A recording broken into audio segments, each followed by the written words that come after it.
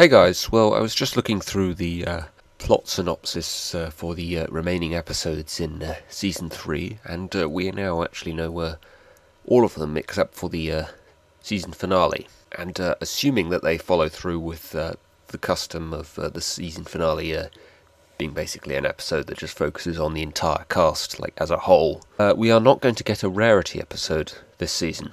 Which is kind of a shame, but when you consider the fact that they only had 13 episodes, the season finale and the season premiere both had to be stories that focused on the cast as a whole, and the season premiere was a two-parter. Really, you've got six main characters, Spike and the CMC. That's 8 characters that you need to sort of focus on in some kind of way over the course of 13 episodes. So there isn't really much leeway to give each character their own episode, so I guess it makes sense that somebody had to miss out. Rarity has probably sort of been given the least sort of major focus over the course of the 3 seasons of the show so far. I can only really think of 2 episodes that have been purely Rarity episodes over the course of the entire series. Suited for Success and Sweet and Elite. Every other Rarity episode has been focused on another character as well. A Dog and Pony Show, I suppose, was mostly a Rarity episode, but Spike obviously played a large role in that as well. Look Before You Sleep was her and Applejack. Sister of Social was her and Sweetie Belle. Sonic Rainboom was probably mostly Rainbow Dash, but she played a fairly large role in that as well. And Green Isn't Your Colour was her and Fluttershy. It does seem like sort of she works better maybe offsetting from somebody else, and it does sort of seem like, I think certainly among the brony community, and I suppose perhaps it would make sense considering she's such a very sort of feminine type character, it does seem like of the 6 main characters, she's probably the least popular. But for me personally, she is without question my favourite of the 6 main ponies. A lot of fans, it seems, they find her vanity and her sort of drama queen type nature, and obviously very much her feminine tone, I suppose, since most bronies are male, that kind of makes sense that they wouldn't like that, they don't really like that element of her character, but to me, honestly, that's what I really like about her, because when you really think about it, in a lot of shows, Rarity would probably be the antagonist, she's very sort of self-confident, she believes very much in herself, she has a lot of sort of faults to her nature of being very sort of vain and self-centered in many ways, and being so conscious of her self-image rather than maybe focusing on maybe more serious issues like we saw that in Dragon Shy, for example. But the reason why I like this tone of Rarity's character is basically because it shows that she's not ashamed of who she is. She's very sort of self-confident, and she's very proud of who she is, and she's not simply afraid to just simply be honest with everyone and say what she genuinely thinks of herself. Some might say that that's arrogant. I would say that's simply showing self-confidence and simply being genuine with people, not being in the slightest bit artificial. And I think that is a good message, to send to young girls, that it's not so much that you have to be arrogant or that you have to take, things like fashion and looking good seriously, but it is sort of saying that if you are that type of person, and you do take fashion seriously, and you do take looking good seriously, there's nothing wrong with that. You can be vain, you can have confidence in how you look, and be very conscious of how you appear to other people. And I think that's the key to Rarity's character, is she's very sort of self-confident and conscious of how she appears to other people, and it's very important to her that she appears good to everybody else, and she can then sort of work off of that, succeeding in doing that, to better herself and people around her. I think her song in Sweet and Elite says it best. People are saying, a lot of people seem to think that Rarity's saying in that song, I'm better than everyone else. She's standing on top of a pedestal and saying, look at how great I am. I think that's really sort of missing the point of the song. If you listen to the main lyrics in that song, the type of pony every pony should know. It's like sort of basically saying, knowing me is beneficial to you as much as it is to me. And it's not even so much saying me, just simply knowing me, it's knowing people like, or ponies rather, knowing ponies like me, getting to know them in some kind of way and learning from them can actually be beneficial as much to you as it is to me. It's sort of, you need someone like this in your life to sort of teach you about self-image and about being confident in yourself. So I think anybody who's saying Rarity is simply being arrogant in that song is simply missing the point. It's also kind of interesting how the faults in her character can also be seen as strengths in other kind of ways. I think Suited for Success shows this in an interesting way, which is that Rarity is obviously showing the fact that she takes the concept of fashion very seriously. A lot of people have interpreted the fact that she is making the dresses for the other five as being her simply being very generous and displaying her element of generosity. But others have argued that maybe Rarity is only doing this to serve her own ego, and that perhaps, it's a case of Rarity is going to be hanging out with the other five at the gala. She wants to look good by hanging around other ponies that look good.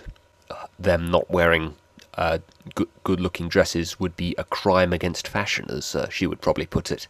So that there's an interesting kind of way that that can be interpreted differently. I actually do kind of like to think it's that second one, really, because that sort of makes the fact that when her friends reject the dresses and she's forced to make sort of very ugly-looking dresses, that much more sort of impressive, that Rarity values pleasing her friends in any way that she can over how they appear, to the public, and how her being associated with them makes her appear.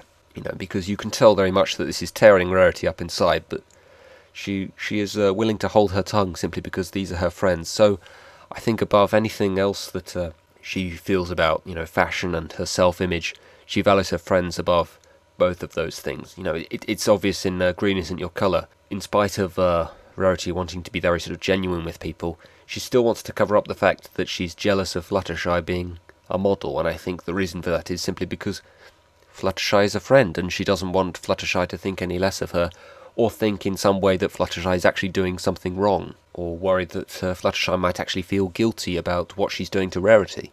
And I think another sort of possible fault in her character that could also be seen as a strength is her manipulative nature. There's the manipulative nature of simply when you are being treated unfairly, and when things are being done that are not fair to you, she has the confidence to simply push people into them doing what she wants them to do.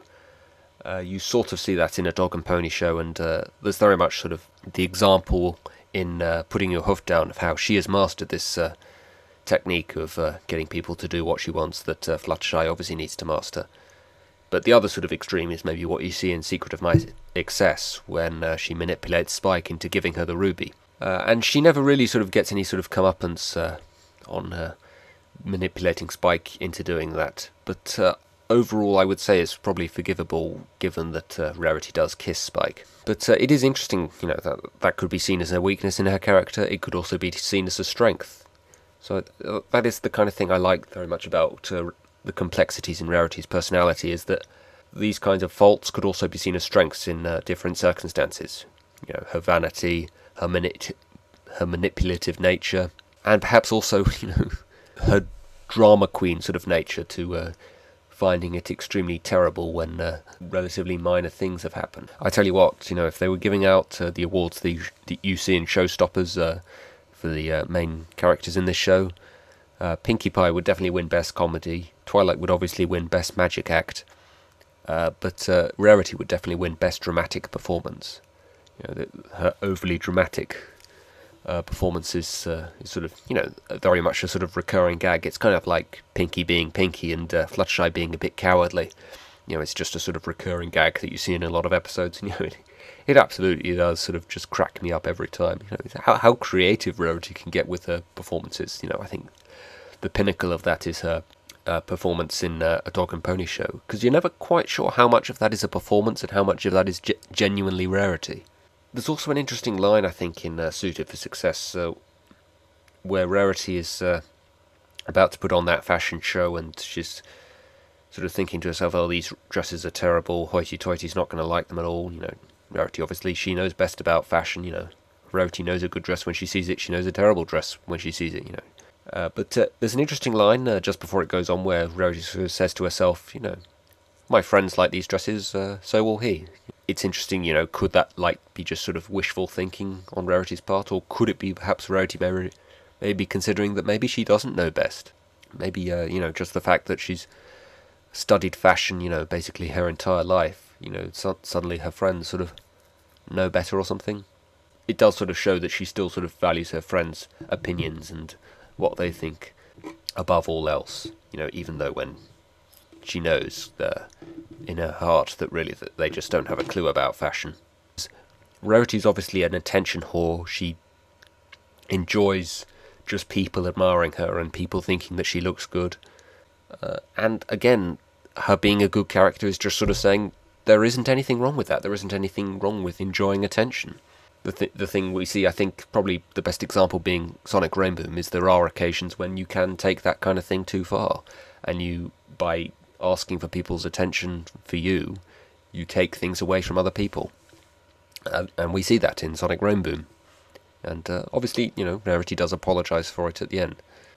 And I think we also see that in Sweet and Elite. We see that Rarity is very sort of conscious of her self-image, but that is maybe the one moment, I think, where we're sort of seeing signs that she doesn't value her friends. And I think maybe that's to do with the fact that perhaps her friends aren't present, and she is also sort of maybe thinking to herself, perhaps, maybe my business is actually more important than my friends, and she's thinking about, how this can benefit her business. And Twilight basically does sort of say that later on in the episode, she could convince them to buy some of her dresses.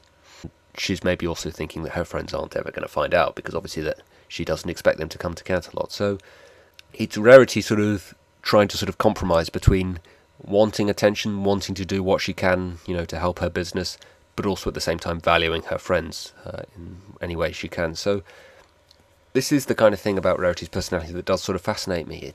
She's kind of sort of towing the line between being vain, simply having self-confidence, and doing what she can for her business, and enjoy people admiring her and thinking that she is good, and making people feel better about themselves at the same time, perhaps, and then just sort of stepping over the line from time to time, just slightly, and just coming across as arrogant.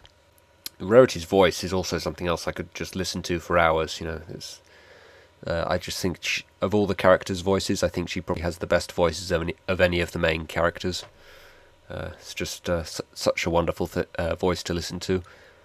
And some people have suggested that she might actually be English. There's a slight hint of an English accent in her voice. As someone who actually is English, I've got to say I can't hear that at all, really. It sounds more sort of transatlantic to me. But yeah, that is basically sort of my thoughts on the character of Rarity and why, in my opinion, she is best pony.